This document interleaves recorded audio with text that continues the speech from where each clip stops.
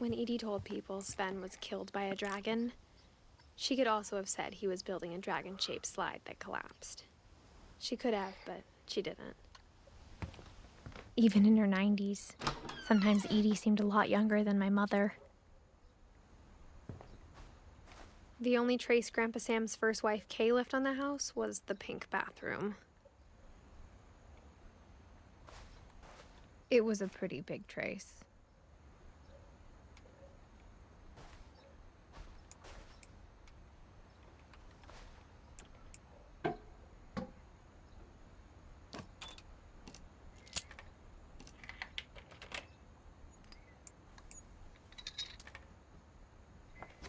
There's a secret in this bathroom.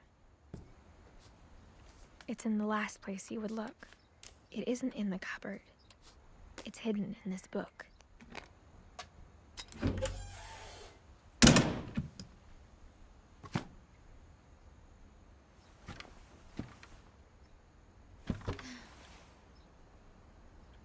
Sven gave Sam an old camera he'd refurbished. He never put it down.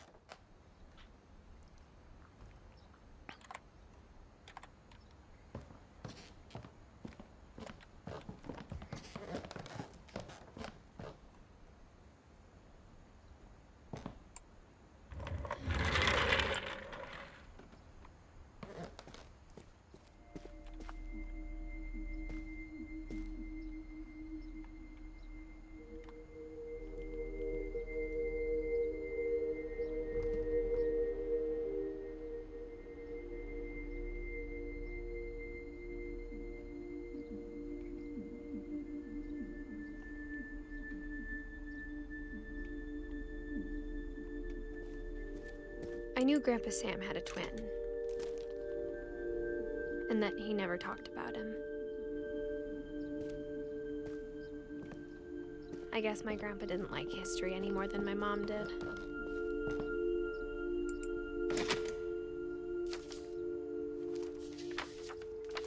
How I Want to Remember My Brother by Sam Finch. The thing I remember is that when he made up his mind, that was it. My brother said he'd die before he ate another mushroom, and he did. At Barbara's funeral, we swore we'd never be afraid again, and he wasn't. I think Calvin always wanted to fly. Sam! Calvin! Dinner's ready! Coming! But that day, he finally made up his mind to do it. I told him going around was impossible. Maybe if I hadn't said that. Calvin! I'm not gonna tell you again! Maybe if the wind hadn't picked up. Then maybe he'd still be here. But I doubt it. I think he'd already made up his mind.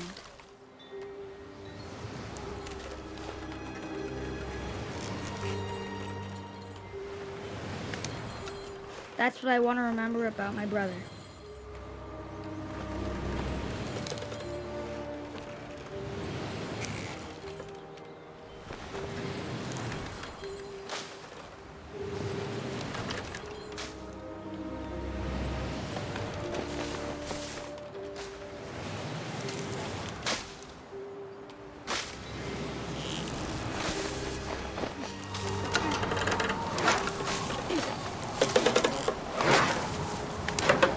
The day he made up his mind to fly. And he did.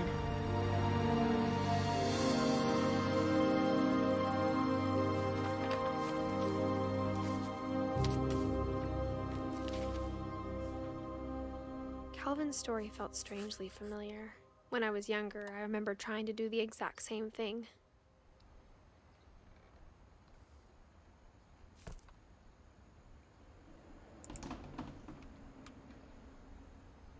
After the funeral, Edie roped off Calvin's half of the room.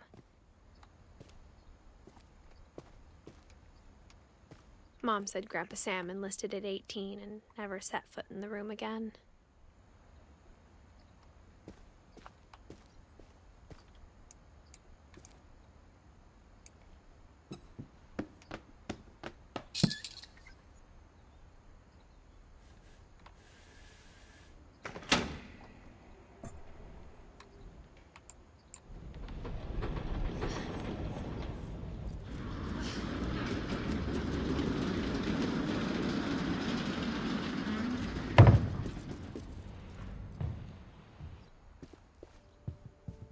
The passages were a pretty tight fit.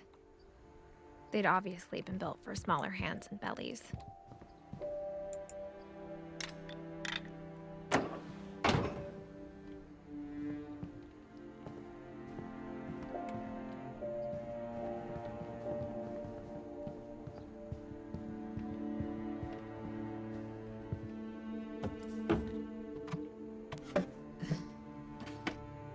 Growing up, I always thought of Barbara as a child star.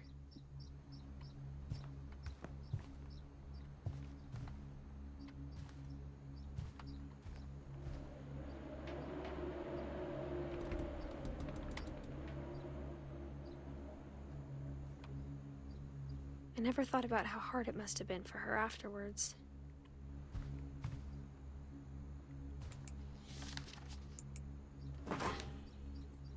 Of all the stories people wrote about Barbara's death, I'm surprised Edie saved this one.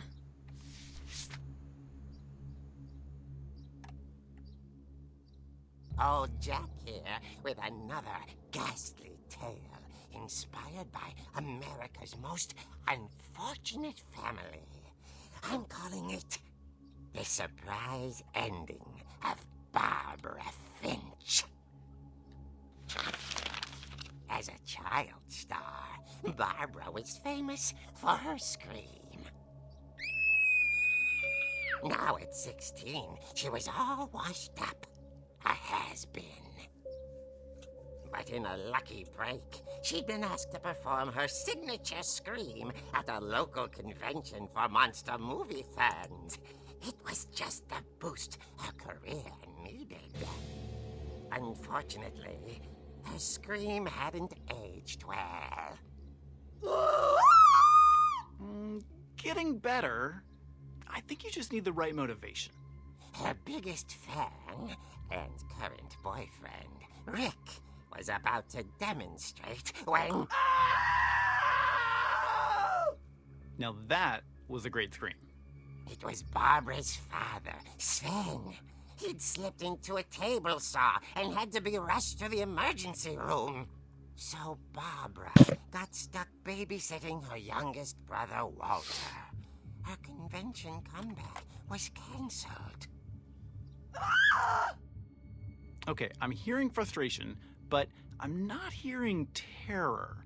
What if I tried... A gang of hoodlums in Halloween masks have been terrorizing Orcas Island tonight. Police are urging residents to... That came from the basement. You're right! Also, I loved your delivery on that. Why is your basement door locked? Because my dad likes making puzzles and secret passages. There's a key hidden in the music box. The secret is to keep winding and winding until finally the key pops out. Thanks, babe. I'll be back in a sec. 20 minutes later, Rick hadn't returned. So Barbara went to look for him, right on cue. She reached for the music box.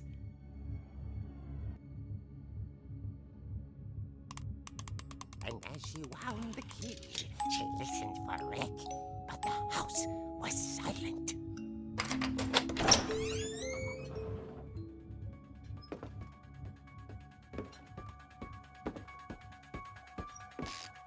She found Rick's crutch and imagined the worst.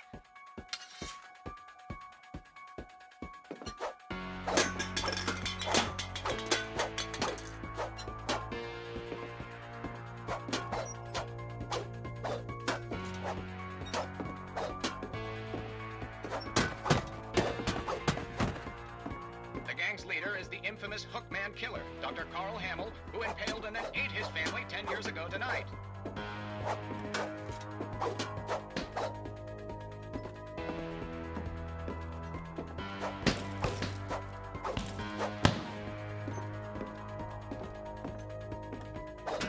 The old fridge rattled and grew still.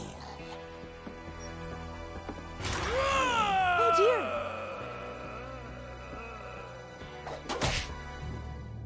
Oh! Rick? Barb, relax. I was just trying to scare you to help you find your scream. Well, I'm not scared, Rick. I'm furious. Then act furious.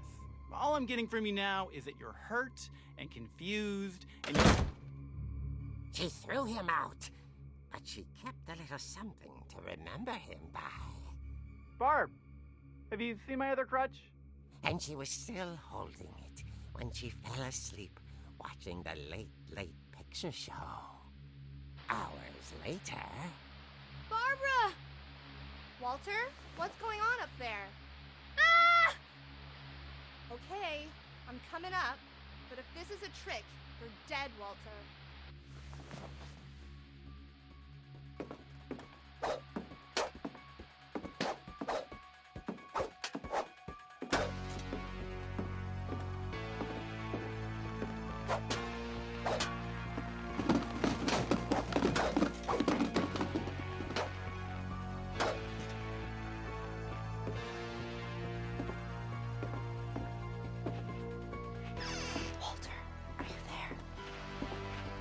Walter had vanished, but his bedside radio was still on. Orcas Island police described the man as 6 feet tall, with a steel hook for a hand. Residents are urged to lock all doors and windows and notify the police of any suspicious activity. Barbara turned, saw the hook man, and was speechless. He was quite smashing. And he really was. He couldn't get enough of Barbara. Okay, Barbara, there's gotta be another way out of here. That night, she played her part beautifully.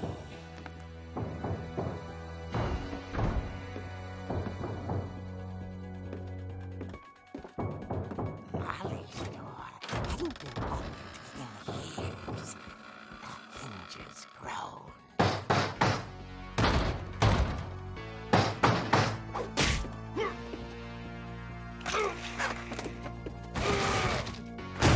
He wasn't moving, but she sensed the story might not be over yet.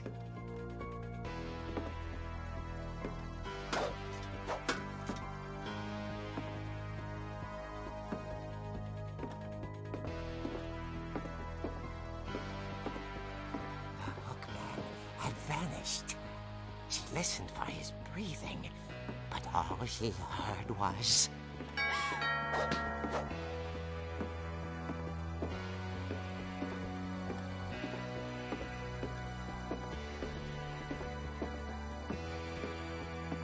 Someone at the door was dying to speak to young Barbara. At the door, she heard whispering. It was coming from inside the house.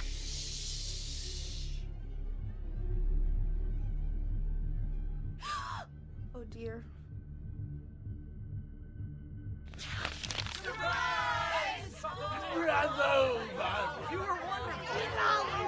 The monsters had come to surprise her.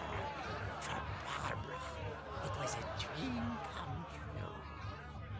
Then she saw what kind of monsters they were, and she realized what was about to happen. She was going to be famous. And with her final breath, Barbara Finch gave the performance of her life.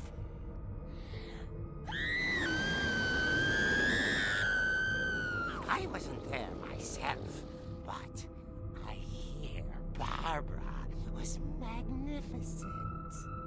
Poor girl. She had a taste for stardom. But unfortunately, so did her fans. Of course, the police blamed it all on poor Rick, who disappeared the same night. And little Walter? Hiding under his bed the whole time. He took it all pretty hard. But that's another story. As for Barbara, tucked inside the music box is all they ever found of her. Her ear. Now that's what I call a real eerie tale.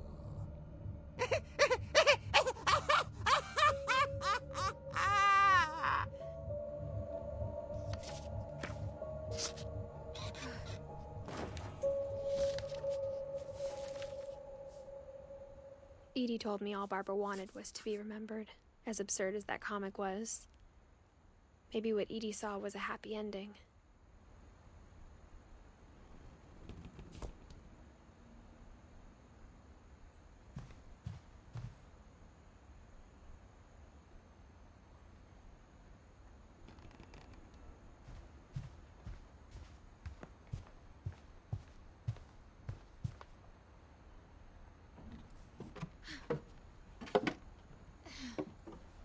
I guess now I know why Mom didn't like me playing with the music box.